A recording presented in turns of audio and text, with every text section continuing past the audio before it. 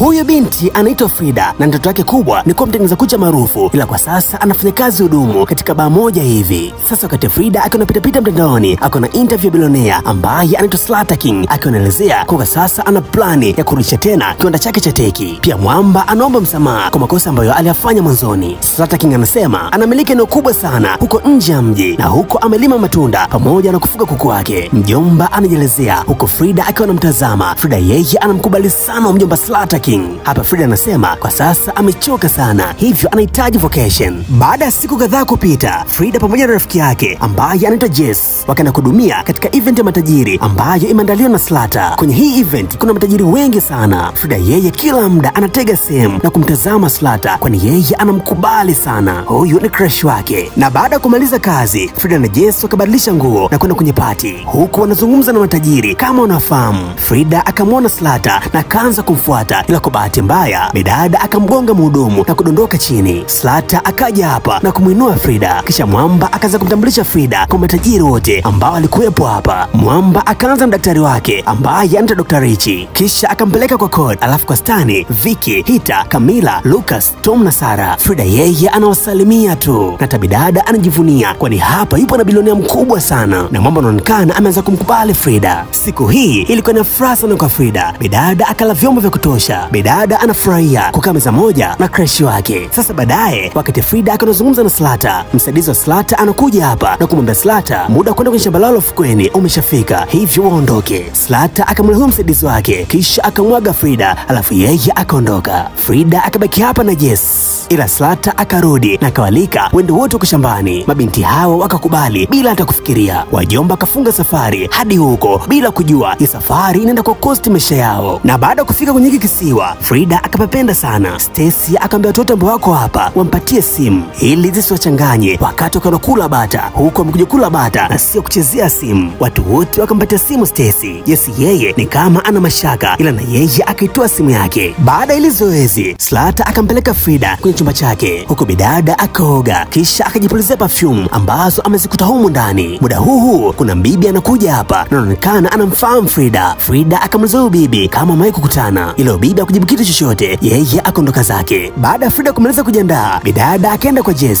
Mabinti hawa wanashangaa kuona wanaandaliwa nguo wakati wao kuwepo kwenye plani ya kuja huku, ila Frida analipuuza hili na anasema hiyo ni kawaida matajiri. Na hapa wakiwa wanatembea wakaona wenzao wamevaa nguo zile zile kama zao, na hili swala wao wakalipuuza bila kutafakari mara mbili ni kwa nini wamevaa nguo sare. Mabinti hawa wakaenda kuungana na wana ambao wapo kwenye swimming pool. Frida yeye anamkata jicho Slata kwa maana anamkubali kinyama. Sarah yeye akaenda kwa Slata, ila Slata akampuuza. Jambo anaonekana yeye anamkubali Frida na sio Sarah. Na wajomba walivyotoka hapa, Slata akampigisha tu Frida ndani ile shamba. Hapa Slata anamwonyesha Frida maua ambayo wanatumia kutengeneza perfume ambazo ndio wanazitumia. Wajomba kapiga story sana. Slata anamwambia Frida yeye hakumbuki maisha yake nyuma kuanzia akiwa na miaka 10, hivyo huwa anamtembelea mara kwa mara Dr. Rich ambaye amebobea katika kurudisha kumbukumbu. Frida akashangaa sana, ila Slata akamwambia sometimes kusahau ni zawadi. Frida akashangaa sana, na hapa wakakutana na Stacy akiwa amebeba mifuko mekundu. Okay sawa. Baadaye usiku wakati wamba kunapata msosi, kwa bahati mbaya Frida akachafua gono lake. Vicky akamuliza Frida anafanya kazi gani. Frida akamjibu Vicky. Pia Frida akagundua kwa Vicky hana kidole kimoja, hivyo akamuuliza alifanyaje. Slata akaingilia hapa na mwamba akaanza kutania, kisha wajomba akapiga kilevi na kuenjoy sana usiku huu. Sasa muda wa kulala ulipofika, Frida akatazama gono lake na akakuta ni safi kabisa, na hapa anakumbuka alijichafua, ila bidada akavunga. Na baada ya siku kadhaa tena kupita, wajomba wanaonekana wanaenjoy maisha na usiku wanapiga vilevi kama kawaida yao. Wajomba wanachekecha akili. Siku moja Slata aliona kovu kwenye uso wa Frida, hivyo akamuuliza alifanyaje hapo. Frida akasema hakumbuki kitu chochote. Wajomba wakaendelea kupiga story. Slata akaondoka na kasahau kiko chake. Frida akaona kitazama hiki kiko, ila bidada anagundua kucha zake ni chafu sana na hakumbuki kabisa amezichafuaje. Hapa Frida akashangaa, ila bidada akavunga. Na asubuhi ilipofika, Frida akampeleka Slata kiko chake, ila huku akamkuta Slata akiwa na daktari wake. Frida akamsalimia Dr. Rich. Dr. Rich anashangaa kumwona Frida hapa, na bidada anaonekana anakumbuka kila kitu, na hicho ni kitu ambacho kinamshangaza sana Dr. Rich. Frida yeye ni mtotani na hata anamtania Dr. Rich. Dr. Rich alipomaliza kuzungumza na Frida, yeye akaaga kisha akapewa mfuko mwekundu, alafu akasipa zake. Siku nyingine usiku, wamba wanaonekana wanacheza, ila hapa wanasikia kelele, na walipoenda kuangalia wakakuta Jess ameng'atwa na nyoka. Slata akamuua nyoka na akamhakikishia Jess kwa yupo salama, kwani nyoka hawa hawana sumu. Jess yeye ameshapaniki. Bidada akaenda kukaa peke yake. Frida akamfuata Jess na kuanza kuongea naye. Jess anasema anataka simu yake ili ondoke huko, kwani ana mashaka sana na watu wanaonekana sio wema kwao. Frida yeye haelewi hata kidogo na hata anamshauri rafiki yake kwa bakia hapa na aendelee kuenjoy. Jess akamwelewa Frida, ila muda kulala ulipofika, Jess akaanza kutoka na damu puani. Kesho yake asubuhi, Frida anaonekana anajiandaa. Bidada akajipulizia perfume kama kawaida, kisha baada hapa akaenda kutembea nje na huku akaona ule mfuko mwekundu upo nje ya nyumba fulani hivi. Bidada akaingia ndani huku akakuta mifuko mingi sana. Pia akamkuta yule bibi. Bibi huyu akaongea na Frida kama anamfahamu na hata hapa akampatia kinywaji cha kijani anywe. Frida akanywa. Bibi huyu akamwambia Frida alichokinywa hapa ni sumu ya nyoka. Frida akaogopa sana, kisha bidada akakimbilia nje. Baadaye Frida anaonekana anaota. Hapa anamwona Jess akiwa anakimbia huku akamshika kisu, alafu anamwambia Frida ajifiche. Frida akazinduka kwenye hii ndoto, kisha akaenda kuungana na wenzake huku akamchoka sana. Sara yeye ni kama amemshtukia Frida, ila hili swala wakilipuuza. Wajomba baada ya kumaliza kupata breakfast,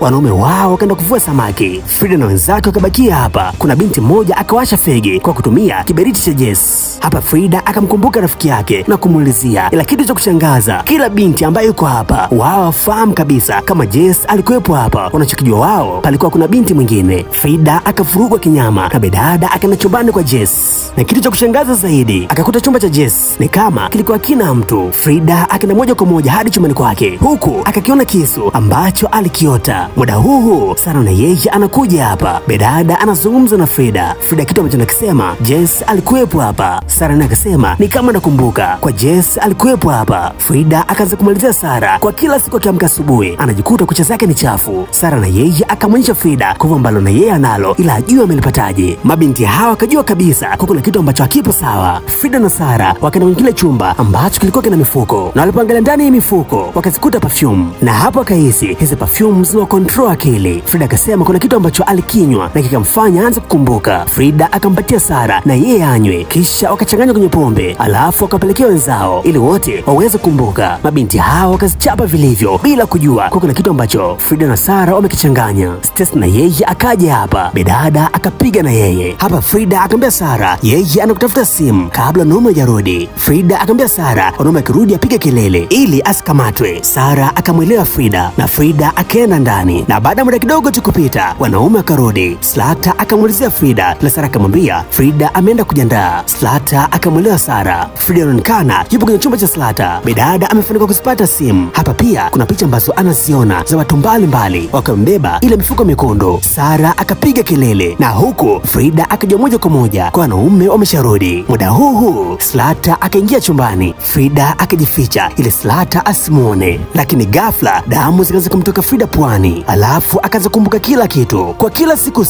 wanaume huwa wanawafunga na kufanyia mambo ya ovyo. Pia bidada anakumbuka namna Jess alivukatwa moto. Frida anavurugwa kinyama, na hapa bidada akatoka mbio bila kushtukiwa na Slata, huku akaenda kumalizia Sara, ila hapa akajifanya kama hamna kitu ili na wao asishtukiwe. Baadaye tena kumbukumbu za Frida zikazidi kurudi. Hapa anakumbuka matukio yote ambayo huwa anafanyiwa, kisha baada hapo wanapaka perfume ili wasikumbuke kitu chochote. Hizi perfume zinawapotezea kumbukumbu. Sasa kadri muda unavyozidi kwenda, kila binti akaanza kumbuka matukio yote ambayo huwa anafanyiwa na hawa wanaume. Mabinti hawa wanakumbuka kwani walipiga ile sumu ya nyoka, na ile sumu ndio inarudishia kumbukumbu. Hapa vurugu ikaibuka, vita ikawa ni kali kinyama, watu wanakatana moto. Frida yeye anazidi kukumbuka, na hapa anagundua hizo mara yake ya kwanza kuja huku. Mwanzoni alikujaga huku na huku ndio alipata hili jeraha lake la usoni wakati akataka kutoroka. Pia ni yeye ndio alimng'ata Viki kidole. Hivyo hii sio mara ya kwanza kwa Frida kufika huku, hii ni mara yake ya pili. Frida na Sara wakakata moto wanaume wote ambao walikuwepo humu, kisha wakamkamata Slata, alafu wakamfunga kamba, kisha wakamweka kwenye kochi, alafu wakawasha moto ile jengo. Na baada ya muda Frida na Sara wanaonekana wapo nje huku moto ukiwa na waka. Sara akamuuliza Frida kama alichokifanya hapa hata kijutia. Frida akasema hatajutia. Hapa kamera ikazoom na tukagundua Frida amemwokoa Slata, hivyo Slata hakuchomwa na moto. Na baada ya miaka kadhaa kupita, tunaona Slata ameenda sherehe nyingine. Frida na yeye yuko hapa, na hapa Frida anatambulishwa kama CEO mpya wa kampuni ya tech ya Slata. Bidada anamnyesha dawa Slata ambazo zinamfanya asijelewe ni yeye ndiye anamcontrol Slata. Hivyo sasa Frida ndiye anamcontrol Slata, na Slata haonge kitu chochote Mbela Frida, na hapa ndipo mzigo ulipoishia. Hiyo imekuwa ni good time sana kuona kwanza mwanzo mpaka mwisho, hivyo nakushukuru sana mdau wangu wa nguvu. Ila kabla sijaondoka nikwambie, kama ni mara yako ya kwanza unakutana na channel, basi haujachelewa mwanetu, bonyeza alama subscribe kisha bonyeza alama kengele ili wa kwanza kabisa kupata sinafu zote punde tu napasika hapa. Pia pale Instagram mimi natumia Kid mwanetu, fanya kupita pale na unifollow na mimi nitakufollow back. Mwana kabisa ninazungumza hapa, mimi